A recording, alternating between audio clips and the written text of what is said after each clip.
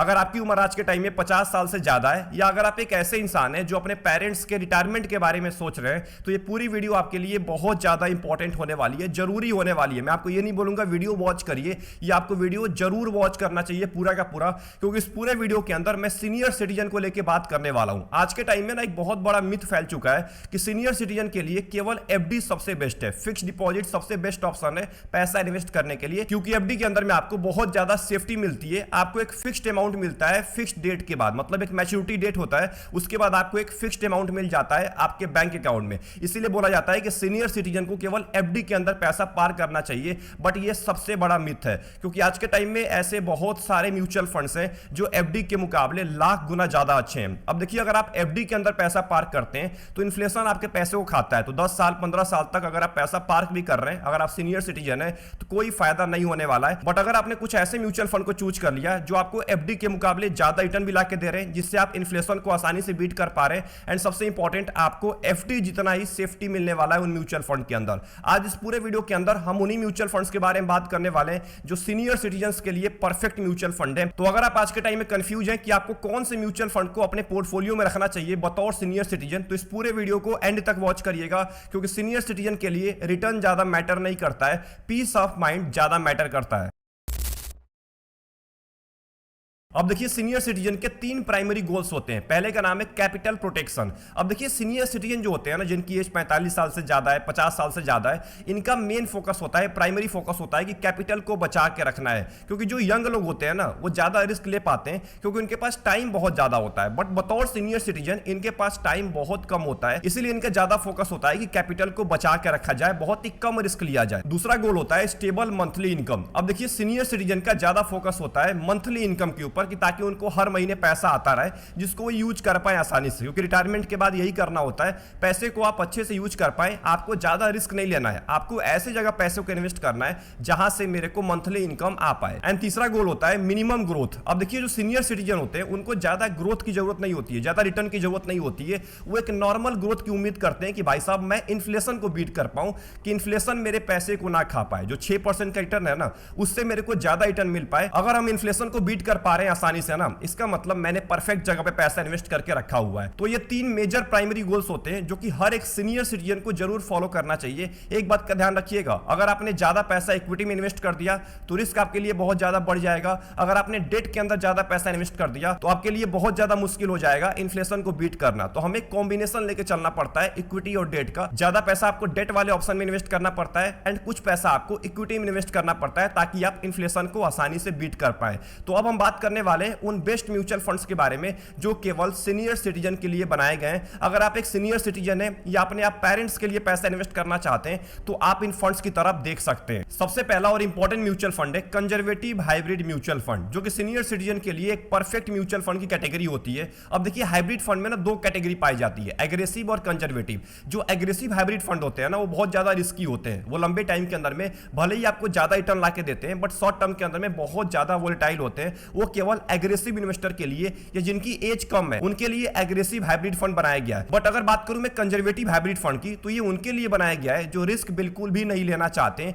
क्योंकि यहां पे 75 से लेकर 80% आपके पैसे को डेट के अंदर इन्वेस्ट किया जाएगा। जैसे बॉन्ड्स हो गया, गवर्नमेंट सिक्योरिटीज हो गया, इनके अंदर आपके मैक्सिमम यानी कि लगभग 75 से लेकर 80% आपके पैसे को इनके अंदर इन्वेस्ट किया जाता है। एंड जो बचा हुआ पैसा है 15 से लेकर 20%, उसको डाला जाता है इक्विटी के अंदर में ग्रोथ के लिए, ताकि आप इन्फ्लेशन को बीट कर पाए। अब देखिए, कंजर्वेटिव हाइब्रिड फंड में इन्वेस्ट करने का सबसे बड़ा फायदा यह होता है कि आपको इक्विटी मार्केट से ग्रोथ मिलता रहता है, एंड डेट वाले पोर्शन से आपको स्टेबिलिटी मिल जाता है, जिससे क्या होता है कि मार्केट में अगर एक भारी गिरावट आई है तो आपके पोर्टफोलियो के ऊपर कोई इंपैक्ट नहीं पड़ता है, बहुत ही मिनिमम इंपैक्ट पड़ता है, जो कि ना के बराबर होता है। और अगर आप कंजर्वेटिव हाइब्रिड फंड के अंदर पैसा इन्वेस्ट करते हैं तो आप यहां से 8 से लेकर 9% की रिटर्न की उम्मीद कर सकते हैं, जो कि पिछले 5 साल के अंदर में बहुत सारे कंजर्वेटिव हाइब्रिड फंड ने इतना रिटर्न तो दिया ही दिया है, 8 से लेकर 9% का। मैं आपको एग्जांपल दे देता हूं, जैसे पराग पारिक का कंजर्वेटिव हाइब्रिड फंड हो गया, जैसे एचडीएफसी का हाइब्रिड डेट फंड हो गया, आप इन म्यूचुअल फंड की तरफ देख सकते हैं। दूसरा इंपॉर्टेंट म्यूचुअल फंड है शॉर्ट ड्यूरेशन डेट फंड। अब देखिए, नाम सुन के आपको समझ आ गया होगा कि ये शॉर्ट टर्म के लिए बनाए गए हैं।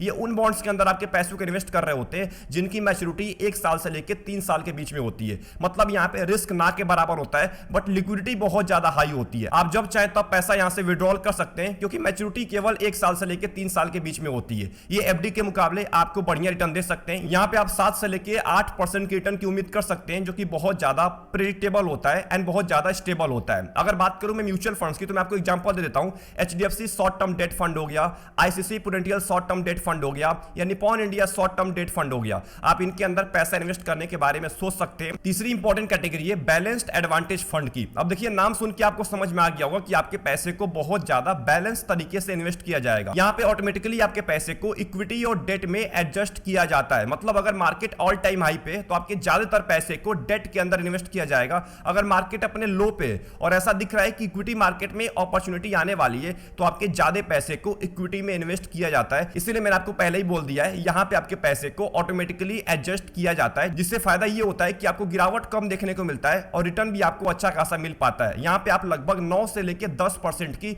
रिटर्न की उम्मीद कर सकते हैं। पिछले 5 साल का यही एवरेज रिटर्न है। अगर मैं आपको म्यूचुअल फंड का एग्जांपल दूं, तो मैं आपको कुछ नाम बता देता हूं। ICC prudential balanced advantage fund हो गया, एचडीएफसी बैलेंस्ड एडवांटेज फंड हो गया। आप इन म्यूचुअल फंड की तरफ देख सकते हैं अगर आप चाहते हैं बैलेंस्ड एडवांटेज फंड्स के अंदर पैसा इन्वेस्ट करना। तो ये थे कुछ इंपॉर्टेंट म्यूचुअल फंड्स जो कि केवल सीनियर सिटीजन के लिए ज्यादा बनाए गए हैं। अगर आप एक सीनियर सिटीजन है, तो आप इन म्यूचुअल फंड्स के अंदर पैसा इन्वेस्ट कर सकते हैं, या अपने पेरेंट्स के रिटायरमेंट के लिए पैसा इन्वेस्ट करना चाहते हैं, तो ये फंड आपके लिए बहुत ज्यादा फायदेमंद साबित हो सकते हैं। बट अगर आप चाहते हैं कि आपको एक बना बनाया पोर्टफोलियो मिले, मतलब आपको एक ऐसा पोर्टफोलियो मिले जिसमें पहले से म्यूचुअल फंड हो, आपको केवल पैसा इन्वेस्ट करना हो, तो मैं इंट्रोड्यूस करने वाला हूं म्यूचुअल फंड लैब को, जो कि रूपी जी का एक बहुत ही इंपॉर्टेंट टूल है, जिसके अंदर आपको हर तरह के पोर्टफोलियो मिल जाएगा। अगर आप चाहते हैं कि आपको शॉर्ट टर्म के अंदर में ज्यादा गिरावट देखने को ना मिले, तो आपके लिए भी पोर्टफोलियो बना हुआ है। अगर आप चाहते हैं कि मेरे को ज्यादा रिटर्न वाला म्यूचुअल फंड का एक पोर्टफोलियो मिले, तो आपके लिए भी पोर्टफोलियो बनाया गया है। मतलब हर तरह के इन्वेस्टर के लिए, आप एग्रेसिव इन्वेस्टर है या कंजर्वेटिव इन्वेस्टर है या आप एक सीनियर सिटीजन है, आपको एक सेफ पोर्टफोलियो चाहिए, हर तरह के इन्वेस्टर्स के लिए पोर्टफोलियो म्यूचुअल फंड लैब के अंदर बनाया गया है। तो आपको कुछ नहीं करना है, डिस्क्रिप्शन में आपको एक लिंक मिल जाएगा, तुरंत जाके क्लिक करिए और क्लिक करके आपको हर तरह का पोर्टफोलियो मिल जाएगा। स्पेशली मैंने सीनियर सिटीजन के लिए एक इंपॉर्टेंट पोर्टफोलियो बना के रखा हुआ है, तो आप उसको भी विजिट कर सकते हैं। अब इस वीडियो के एंड में मैं आपको बताने वाला हूं कि बतौर सीनियर सिटीजन आप एक राइट म्यूचुअल फंड को कैसे चूज कर सकते हैं, कौन कौन से पैरामीटर्स होते हैं जो आपको जरूर देखना चाहिए पैसा इन्वेस्ट करने से पहले, जो कि सबसे इंपॉर्टेंट होता है उनके लिए जो रिस्क बहुत ज्यादा कम लेना चाहते हैं। सबसे पहला रूल है रेगुलर इनकम प्लस सेफ्टी। अब देखिए, ऐसे म्यूचुअल फंड को चूज करना है जहां से आपको रेगुलर इनकम आ पाए और ज्यादातर आपका पैसा डेट के अंदर इन्वेस्ट किया जाए। 70% से ज्यादा पैसा अगर आपका डेट के अंदर इन्वेस्ट किया जा रहा है, तो वो म्यूचुअल फंड आपके लिए परफेक्ट होने वाला है अगर आप एक सीनियर सिटीजन है। दूसरा इंपॉर्टेंट रूल है एक्सपेंस रेशियो कम होना चाहिए। अब अगर आप किसी भी म्यूचुअल फंड को चूज कर रहे हैं, तो उसका एक्सपेंस रेशियो जरूर चेक करिए, क्या उसका एक्सपेंस रेशियो ज्यादा तो नहीं है, क्योंकि अगर आप डेट म्यूचुअल फंड के अंदर पैसा इन्वेस्ट कर रहे हैं, तो ऑब्वियस ही बात है आपको ज्यादा रिटर्न नहीं मिलने वाला है। बट अगर आप ज्यादा एक्सपेंस रेशियो भी पे कर रहे हैं, तो आपका बहुत ज्यादा रिटर्न एक्सपेंस रेशियो के अंदर ही चला जाता है। तीसरा रूल है कंसिस्टेंट ट्रैक रिकॉर्ड। अगर आप किसी भी म्यूचुअल फंड को चूज कर रहे हैं बतौर सीनियर सिटीजन, तो कम से कम उसके 5 साल का रिकॉर्ड जरूर चेक करिए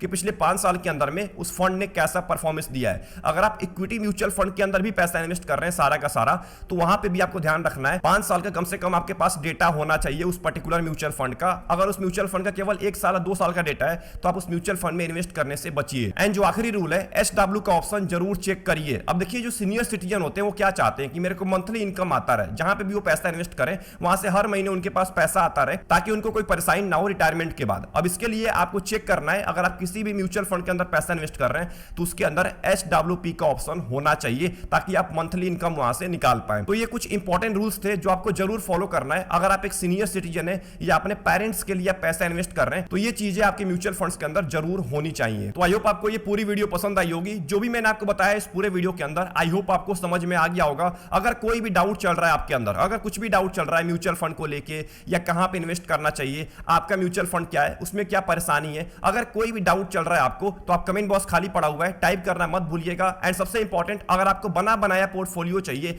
ज्यादा मेहनत नहीं करना है अपने पोर्टफोलियो को चूज करने के लिए, तो आपको डिस्क्रिप्शन में लिंक मिल जाएगा, जाके अपने पोर्टफोलियो को जरूर एक बार रिसर्च करिए कि आपके लिए कौन सा बेस्ट पोर्टफोलियो है। मिलते हैं नेक्स्ट वीडियो के अंदर। वीडियो पसंद आई, वीडियो को लाइक कर दीजिएगा एंड चैनल को जरूर सब्सक्राइब कर लीजिएगा। ऐसी इंफॉर्मेटिव वीडियोज आपके लिए आती रहती हैं। अपना ध्यान रखिए। Best of luck, take care.